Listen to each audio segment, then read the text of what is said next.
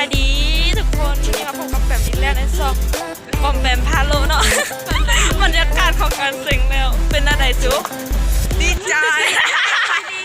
ดีใจวะดีใจที่ได้เซ็งคือจะได้เก่งๆน่าได้ความรู้สึกเป็นตาย่านอันนี้นะคือจีได้อันเกรดเอคือจีได้เกรดเอเขาว่าเกดจีน่าได้ความรู้สึกนี่พระเอกของเราอุดรน่าได้ความรู้สึกกองมัวฮะน่าได้ความรู้สึกหลังจากเซ็งแล้วตื่นเต้นเรื่องมันยังดีใจว่าตัวเองยังมันดีใจชิวๆแล้ววันนี้ผู้สาวไปกลัวมาอะไรเซ็งแล้วตื่นเต้นหน่อยแล้วก็ดีใจดิบ่ตื่นเต้นยานผู้สาวแต่ละคนคือหมดห้องกายน้ำอุดรผู้เดียวเกียร์ได้มีหลายคนที่ญาติเนาะคันเฮาอันได้เกเฮาก็คือสิได้เกหมดห้องความหวังเดียวเด้ออยู่ที่เจ้าบาซานบักหลายๆชีวิตฝากความหวังนำอุดรครับแล้วก็ถ้ามันได้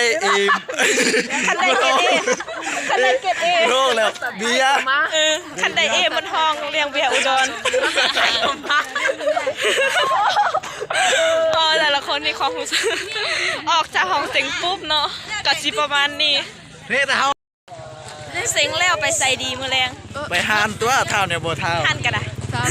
ใส่ก็ได้ทีวีแล้วก็เซตทีเด้อมื้อนี้นะเซตทีมื้อนี้เป็นเซตทีไผจะเป็นเซตทีมื้อนี้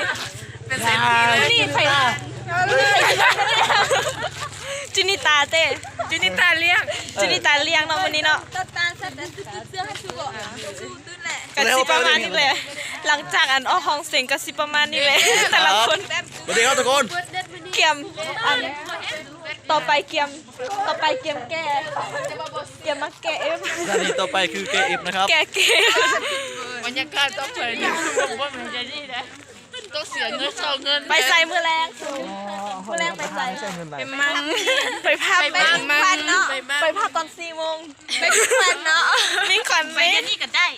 ไปใส่ขอให้แห้งดีนี่ให้เขาไปสนแล้วท่านที่ตัวเองเสียมันค้างมันค้างเนาะกะเกียมก็บายยังบ่บายเถอะมันคือพูดไทยจะรีวิวเจ้าตอนมึงมาเศร้าลืมเปิดคลิปพระเอกของเฮาต่อไปเกียมแกเอฟเนาะเกียมเกณฑ์เซ็งแล้วพากันยิ้มพากันเบิกบานต่อไปรายอันวินอันเมียงต่อไปก็เกียมเงิน 52,000 มาเกเกตกันสิขอจบคลิปเท่านี้ก่อนเนาะประมาณนี้แหละ